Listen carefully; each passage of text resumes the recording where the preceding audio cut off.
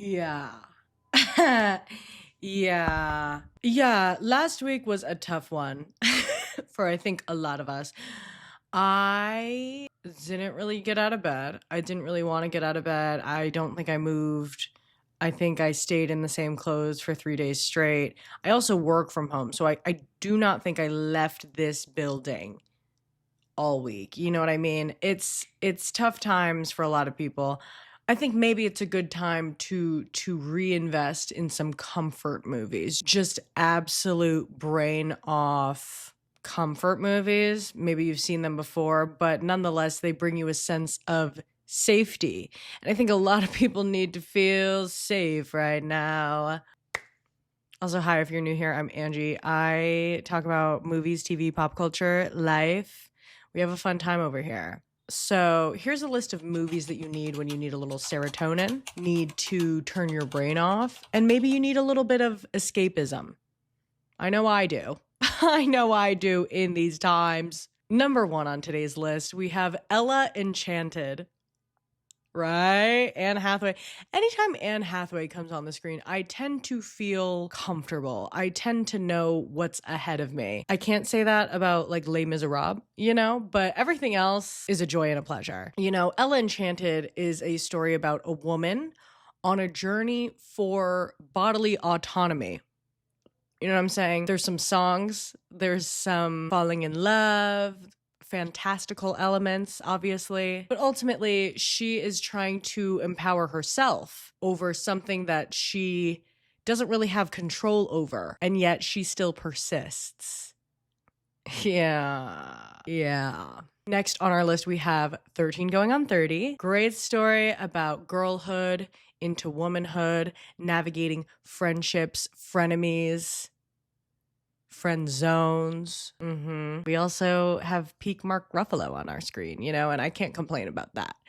I can never complain about Mark Ruffalo at his best. Okay, then we have Hitman, starring Glen Powell. I was not super on the Glen Powell train. I mean, I saw Top Gun. I've seen him through the years, really. I didn't know I saw him, but I saw him through the years. Saw him in Anyone But You as well. And he was good. He was whatever. Hitman, you're a funny guy. Essentially, he is a hitman. and it's just really playful. He just ends up in all of these different disguises because he's trying to do some undercover stuff.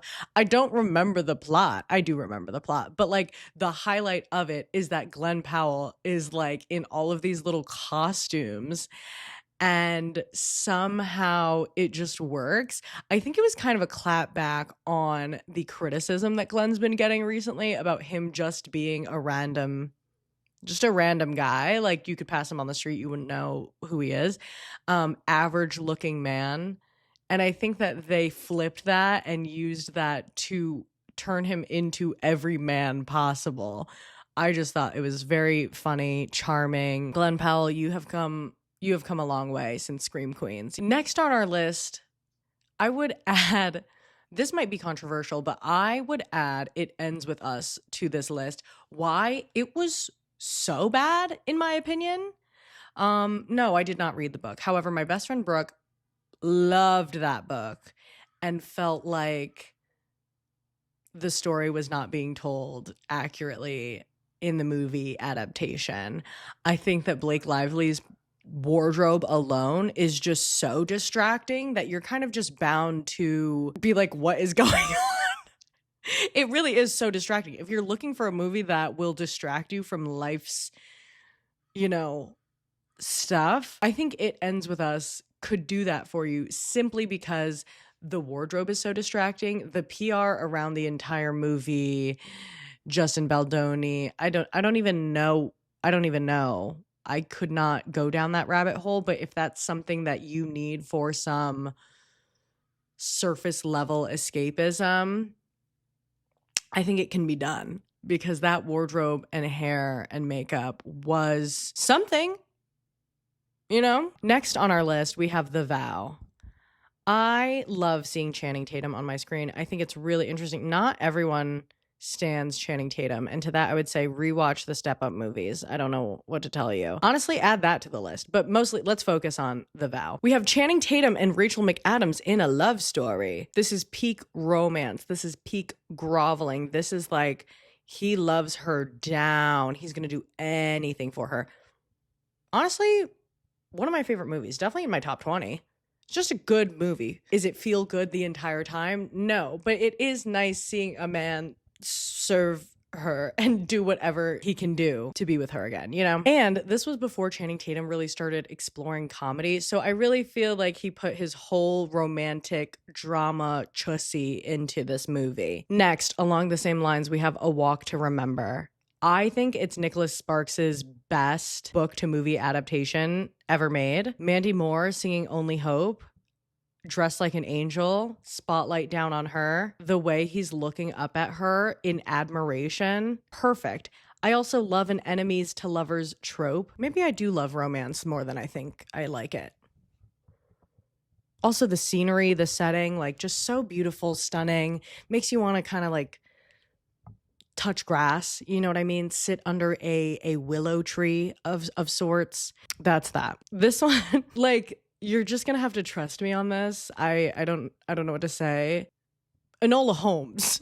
Yes, that Netflix movie that Millie Bobby Brown is in. Netflix's sweetheart. I thought it was cute. I thought it was, you know, female empowerment, young girl trying to like save her fate. She's just running around defying gender norms. That's all that movie is to me. And I thought it was fun. Like, once again, if you're looking for escapism, like true escapism, where you're just kind of like watching the movie and vegging out, Anola Holmes, try it and let me know. I don't feel like that's too far-fetched. Lastly on this list, I'm gonna have to say the Uglies movie. I know. Like, I know. I get it. I understand that this is a cherished book franchise. I understand that people were waiting on this for around 18 years. I get it. I understand that people are not the biggest fan of Joey King. I think we need to get over that, by the way. Like, I think Joey King is doing fine. I think that her career has matured. I think she's fine. I watched her in A Family Affair and I didn't mind her. You know, like, Uglies was not a good movie. However, the feeling that it gave me of, wow, this is a YA dystopian movie reminiscent of Hunger Games, reminiscent of Maze Runner, Divergent. Maybe those movies were bad too, but we were just children, and so we took to them, you know? Like, maybe there's an 11-year-old out there in the world who liked the Uglies movie. Nonetheless, once again, if you need a little escapism, if you want to laugh, if you want to like look at the screen and be like, what is going on? What is this? Rather than focusing on the horrors of the real world, I think it'll do that for you. And so that's why I added it to this list. I will be making a part 2 because this is definitely incomplete. I just wanted to get my initial thoughts out there. And I think it's a solid list for the purpose that we need it for. That's all I have for today. I will see you on Thursday. We will get through this. Maybe. Hopefully. Possibly. But in a world that is ever changing and unreliable, I will be here every Tuesday, maybe Monday. Okay. Every week, twice a week. And we can yap together, you know? If you agreed or like any of the movies on this list, please subscribe. I will see you next week. I love you so much. Bye.